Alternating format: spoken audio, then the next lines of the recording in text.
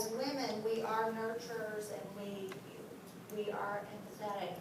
But the other side of that is when women and moms know the truth, and when we give information and those analytics. I was talking about this earlier. Dr. Peg Lessig talks about why are there all these women out fighting against education and what's going on in the education system. And she said, a man will stand in the line of fire for his child. He will die for his child. A mother will kill.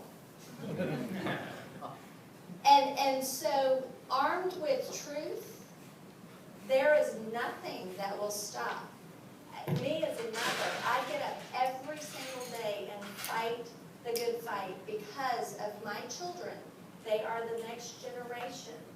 And I will not die without trying to get them truth.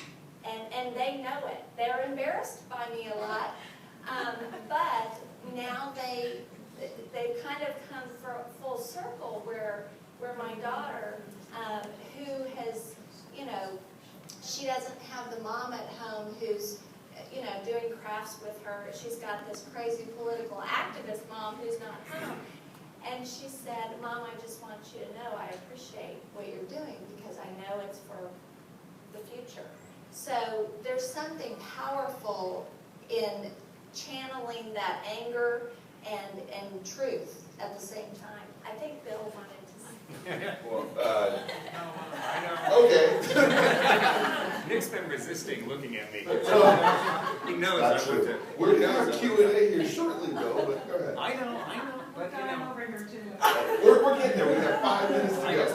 just have to talk about the outrage model, because on the left, the outrage model also works very effectively, and many on the left cavalierly adopt, on the left, the outrage model works very effectively, and many on the left use it very cavalierly and arrogantly, knowing that demonizing the other side isn't reflecting the truth, but that it does motivate the base, and it builds their power. It's a masculine, if you will,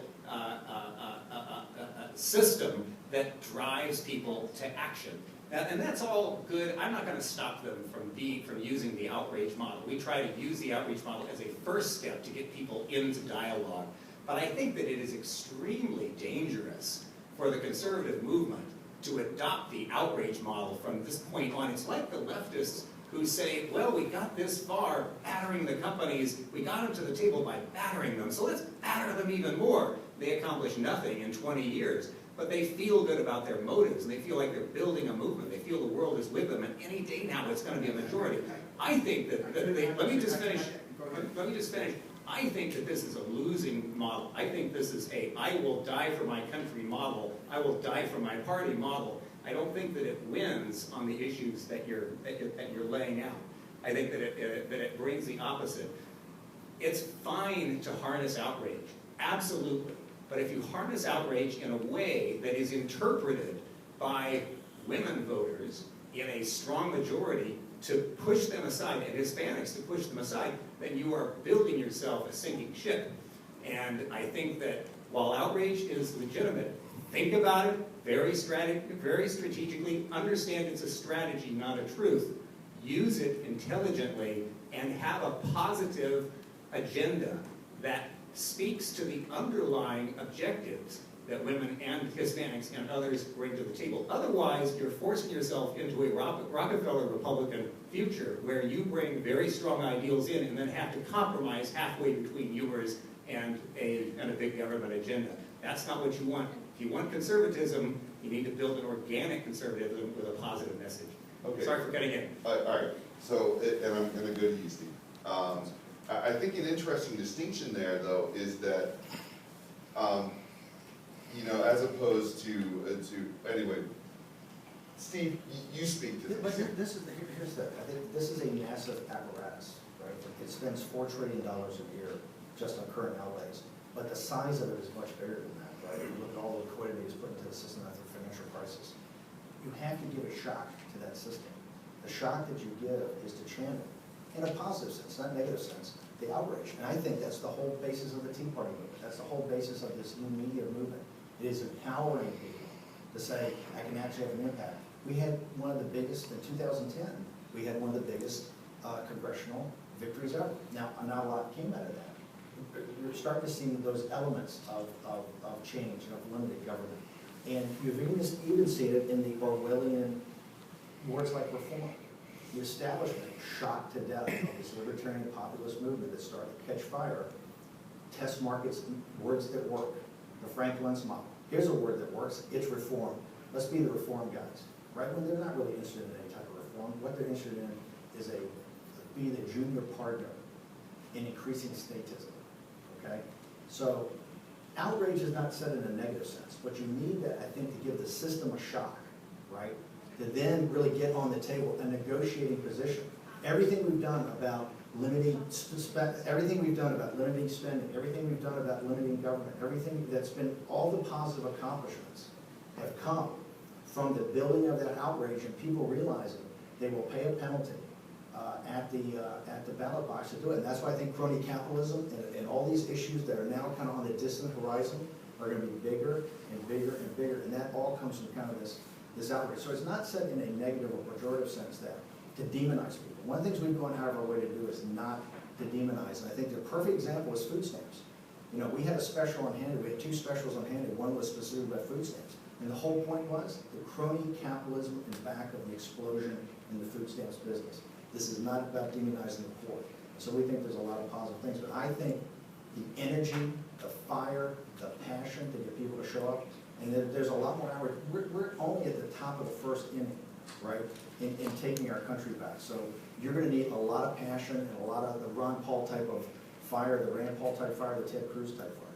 We are selling something positive. We're selling liberty. And if you look at the Ron Paul 2012 campaigns and the rallies, those were people who were excited, they were outraged what's going on, but they also were very positive, very hopeful, and there is a positive message that Ron always made the focus, and that those of us who work with him still always try to keep the focus, which is that liberty brings people together. It is it's a unifying ideal, not a divisive ideal, and that the idea that you're better off, it's for your own good that you want freedom, not just for an abstraction, and that freedom is for everybody.